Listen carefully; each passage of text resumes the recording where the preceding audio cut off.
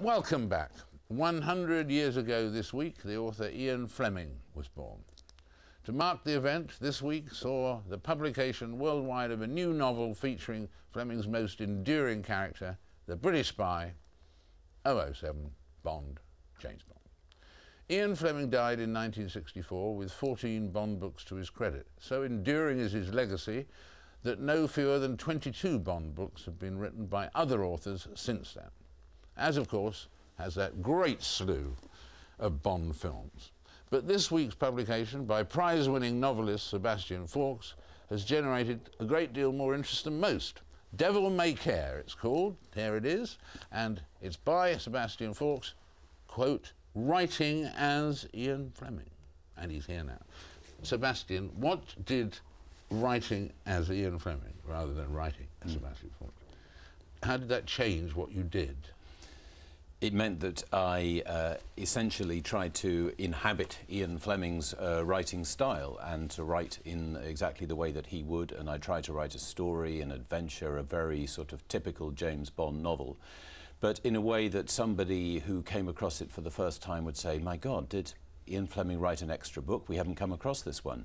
And in fact, that's exactly what Barbara Broccoli of the film family thought. This book was sent to her just after I'd finished it. And they wanted to tell her who had written it, and she said, no, no, I don't want to know, I don't want to know, I'm hopeless at keeping secrets, just send it to me.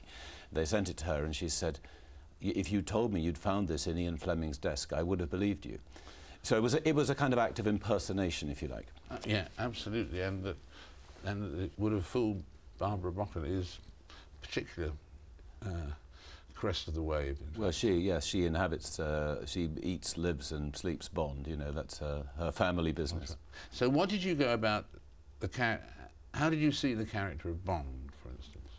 Well, I think the character of Bond has developed a lot over the years. And what I tried to do was to do Fleming's Bond, to go right back to the beginning.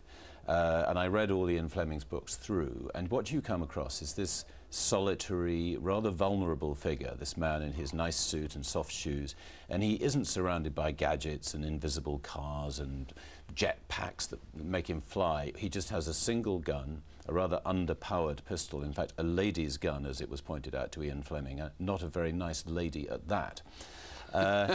And he finds himself very rapidly in these intolerably dangerous situations. And Ian Fleming does that remarkable thing of making you worry. He makes you anxious for this poor guy. And that is the secret, I think, to writing a thriller, is to make the reader of the book or the person watching the film think, my God, is he going to get out of this alive? And when I started reading Ian Fleming's books again, I thought, you know, how can I be falling for this? You know, I've seen the movie. I know he gets out of it alive. You know, I'm 55. I'm not a kid as I was when I first read the books. But that's, you know, that's what good storytelling does. And so in fact, because in the movies you're not so worried about whether he'll survive, because you sort of know the bullets will never hit him, or rarely hit him. But you mean that there was more jeopardy in the Ian Fleming books? Much more jeopardy. That's exactly the word, and that's the clue. That's the what his charm was. And also when the character first arrived in the world in the late 50s, early 60s in Britain, this was a time post-war, post-rationing, a pretty austere world. People couldn't really travel abroad very much. There was financial controls on how much money you could take. Jet flights abroad were very rare, not taken by every family, you know, pottering off on their summer holiday. And suddenly into this rather grey, drab world was thrown this amazing character who was flying off to sunny places. The sun is always shining in James Bond novels. He meets these beautiful women who are not only beautiful but invariably willing. And he takes part in adventures where Britain really seems to matter in the world, and saving our interests, the interests of the West, seems very, very important. And it all hangs on this one rather vulnerable guy to pull this all off. And I think that was his great appeal to begin with. It gave people a sense of glamour and escape, and a sense that Britain still mattered in the world, which was hard, I think, at that time to believe. We'd got rid of the empire, although we'd won the war, of course. It had been at terrible cost. But I mean, you were trying to put your mind into the mind of Ian Fleming in writing the book. As Ian Fleming wrote about James Bond, did he dream of being Bond, do you think?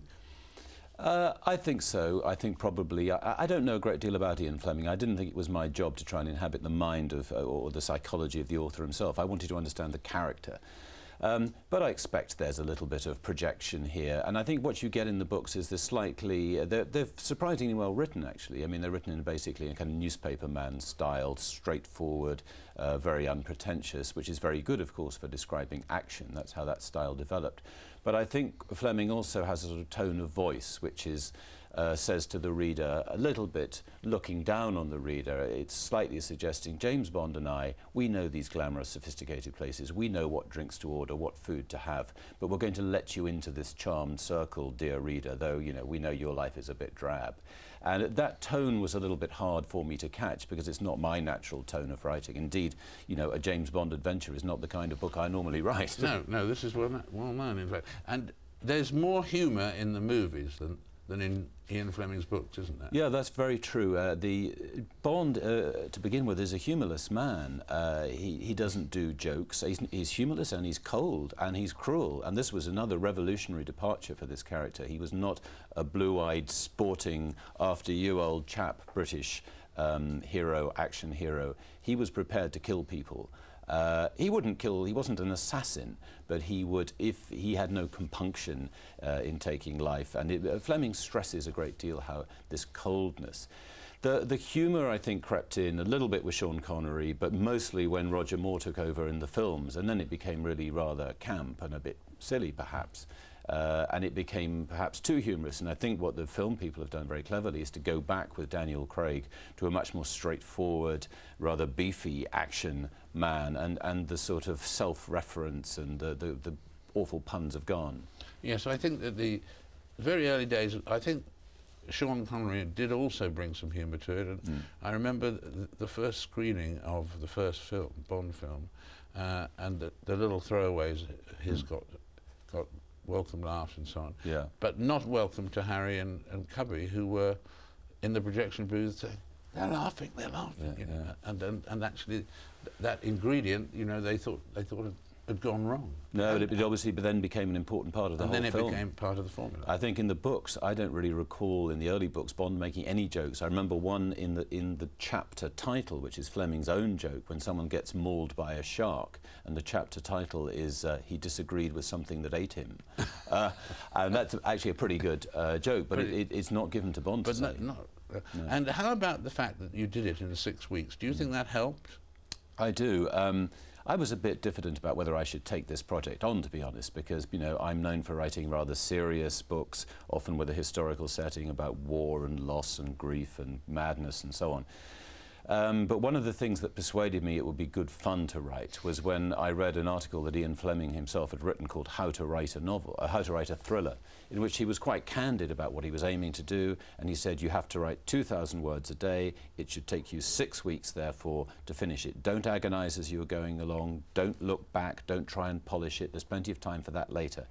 And I found that incredibly helpful because it makes you just concentrate on the story, the action, keeping everything moving forward as fast as you can. So it was helpful to me. So are you proud of this book? Are you glad you did it? Would you do it again?